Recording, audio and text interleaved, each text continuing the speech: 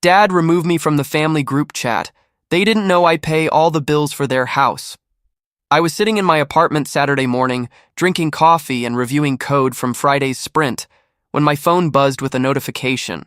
Gerald Wilson removed you from Wilson family. I stared at the screen for a solid 30 seconds, my coffee growing cold in my hand. 4 years.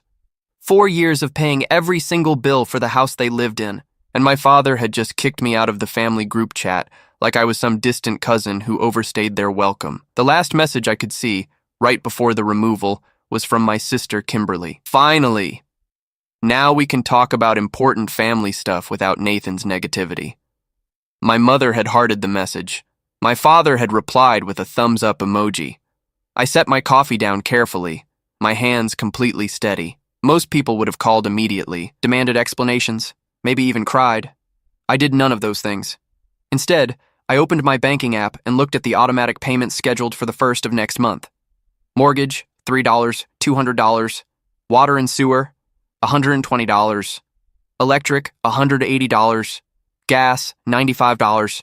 Internet and cable, $150. Property tax escrow, $380. Home insurance, $290. All of it coming out of my account like it had for the past 4 years. They didn't know. That was the beautiful part. They actually had no idea. 4 years ago, when Dad's factory closed and he took early retirement, their finances had collapsed. The mortgage was 3 months behind, foreclosure notices piling up. Mom had cried on the phone, begging me to help. Just this once, I'd refinanced the entire house in my name, paid off their debts, taken over all the bills. The arrangement was supposed to be temporary. 6 months, maybe a year, until Dad found something new. That was 48 months ago. Dad never looked for work again. He spent his days watching Fox News and complaining about lazy millennials while I paid for the roof over his head. And now I was apparently too negative for the family group chat. I took a screenshot of that last visible message, Kimberly's smug declaration with Mom and Dad's approving reactions. Then I opened my laptop and started making a list. Not a list of grievances.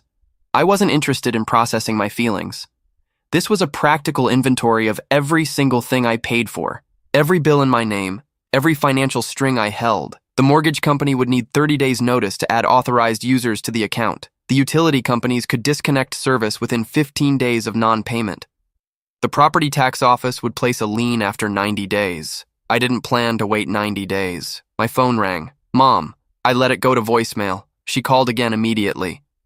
Voicemail. Third call, I answered. Nathan, honey, I think there was a mistake with the group chat, Mom said, her voice that particular brand of fake sweet she used when she wanted something. No mistake, I replied, my tone neutral. I saw the messages. Kimberly said you can finally talk about important family stuff without my negativity, and you hearted it. Silence. Then, well, you have been very critical lately about your father's choices. I asked him once if he'd considered looking for part-time work. I interrupted. That was 3 months ago. That's the extent of my criticism. You don't understand the pressure he's under, Mom said, defensive now. Retirement is an adjustment. He worked hard for 40 years. He's 56, I said flatly. That's not retirement age, that's just not working. This is exactly the kind of negativity we're talking about, Mom's voice rose. You've become so judgmental, Nathan. Your sister thinks you look down on us now that you have your fancy tech job. I almost laughed. My fancy tech job that paid for their house, their electricity, their water, their internet that Dad used to stream 6 hours of cable news daily. Is that what Kimberly thinks? She's going through a hard time with her job search, Mom said, which was her standard excuse. Kimberly had been going through a hard time for 3 years, living rent-free in their house, contributing nothing, not even bothering to apply for jobs anymore. She doesn't need your judgment either. I haven't said anything to Kimberly about her job search, I pointed out. You don't have to say anything. Your success is an implicit criticism. That sentence hung in the air between us. My success, the success that paid all their bills, was an implicit criticism. I looked at my laptop screen, at the spreadsheet I'd been building, and felt something cold and clear settle in my chest. Mom, I need to go, I said. I have some financial planning to do. Oh, before you hang up, she said quickly. Your father's birthday is coming up.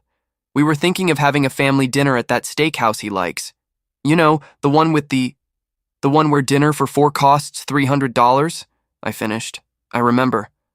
So you'll make a reservation for next Saturday? I looked at the calendar. Next Saturday was May 4th, the first of the month, when all my automatic payments were scheduled to process, was 3 days away. I'll let you know, I said. After I hung up, I sat very still for a long time. Then I opened my email and started drafting messages. The first was to my property manager friend, asking about the legal process for eviction in Oregon when the property owner decides to reclaim their residence. The second was to my landlord, asking about breaking my apartment lease early. The third was to my bank, requesting to speak with someone about stopping all automatic payments and setting up new accounts. I didn't send any of them yet. I wanted to watch what happened on May 1st first, when the bills came due and the money didn't appear. May 1st arrived on a Wednesday. I woke up early, made coffee, and sat at my kitchen table with my laptop open. At 6:47 a.m., I logged into my banking app and manually canceled every single automatic payment scheduled for the Wilson family house. Mortgage, canceled. Electric, canceled. Water, canceled. Gas, canceled. Internet, canceled. Insurance, canceled. Property tax escrow, canceled. The whole process took less than 3 minutes. Then I forwarded myself all the confirmation emails to a dedicated folder I'd created called Wilson Family Financial Records. Documentation. Everything needed to be documented. My phone stayed silent all day Wednesday, and Thursday, and Friday. I went to work, attended meetings, wrote code, had lunch with colleagues. Normal life, except I kept checking my phone, waiting. They had no idea yet. The mortgage payment wouldn't be noticed as missing for at least 2 weeks. Utilities took longer to shut off. They were still living in blissful ignorance, probably still talking about me in that family group chat I could no longer see. Saturday morning, my phone finally rang. Kimberly. "The internet's not working," she announced instead of saying hello. "I've been trying to watch Netflix all morning and it just keeps buffering. Did you restart the router?" I asked, knowing exactly what the problem was. Of course I restarted the router. I'm not an idiot, Nathan. Her tone dripped with condescension. "Can you call the cable company? You're better at dealing with customer service." "I'm actually busy today," I said. "Doing what?" "It's Saturday. Personal errands. I'm sure you can call them yourself. The account number should be on the last bill." "I don't know where Dad keeps the bills," Kimberly said, irritation creeping into her voice. "Just call them. It'll take you like 5 minutes." "No," I said simply. Silence. Then, "What do you mean, no?" "I mean, I'm not calling them. You're 32 years old. You can handle a phone call to customer service." "Wow." Kimberly's voice went cold. "This is exactly why we removed you from the chat. You've become so incredibly selfish." "Have I?" I asked mildly. "Yes, ever since you got that job, you think you're better than everyone. You can't even do one simple favor for your family." I let that sit for a moment. Then, "Kimberly, when was the last time you did a favor for me?" We're family, Nathan. We're supposed to help each other." "Right, family helps each other." I paused. "When's the last time you helped me with anything?" "I don't have the advantages you have." Her voice rose. "Some of us are struggling. Some of us don't have fancy degrees and 6-figure salaries. But I guess you can't be bothered to remember what that's like." "Actually, I remember perfectly," I said quietly. "I remember working 3 jobs to pay for community college. I remember living in a basement apartment with black mold because it was all I could afford. I remember eating ramen for every meal. I remember all of it, Kimberly. What I don't remember is you offering to help during any of that." She sputtered. "That's completely different." "How?" "Because you were fine. You figured it out, and you can't figure out how to call customer service about the internet? You're being a real asshole right now," Kimberly snapped. "And you removed me from the family group chat because my existence was apparently too negative," I replied. "So I guess we're both disappointed in each other." She hung up. I went back to my coffee. 2 hours later, Dad called. "Your sister says you refuse to help with the internet." "I told her she could call customer service herself," I said. "Nathan, what's gotten into you?" Dad's voice had that edge it got when he was gearing up for a lecture. "This attitude of yours needs to stop. We're family." Kimberly said the same thing. "Then maybe you should listen. Your mother and I raised you better than this. We taught you about family loyalty, about helping the people who helped you. When did you help me, Dad? The question came out before I could stop it. Excuse me? When did you help me? Specifically, I'm trying to remember. I raised you. Dad's voice boomed through the phone. I put a roof over your head for 18 years. I fed you, clothed you, gave you everything you needed. That's called being a parent, I said. That's the legal minimum requirement. I'm asking when you helped me beyond that. I don't have to justify myself to you, Dad said, his voice dropping to that dangerous quiet. I'm your father. You owe me respect. I respected you enough to pay your mortgage for 4 years. Silence. Complete, total silence. Then, what are you talking about? The house, Dad. The house you almost lost to foreclosure 4 years ago. The one I refinanced in my name. The one I've been paying for ever since. More silence. I could hear him breathing. That was supposed to be temporary, he said finally. It was supposed to be 6 months. It's been 48. I've been looking... No, you haven't, I interrupted. You've been retired at 56 while I pay all your bills. Those bills are cheap, Dad said, defensive now. You make plenty of money. What's a few $100s to you? $325,000, I said. What? The mortgage balance. $325,000, plus approximately $4,000 a month in other expenses. That's what a few $100s actually costs. I could hear him doing the math, or trying to. You're exaggerating. I have spreadsheets, Dad. Receipts. Bank statements. 4 years of complete financial records. Would you like me to email them to you? Oh, wait, I can't. The internet's not working. This is ridiculous, Dad blustered. We're your parents. You're supposed to help us. That's what children do. And what are parents supposed to do? I asked. We raised you. Past tense. 18 years ago, you completed the legal obligation of raising a child. Since then, what have you done? Dad's breathing got heavier. I can't believe how ungrateful you've become.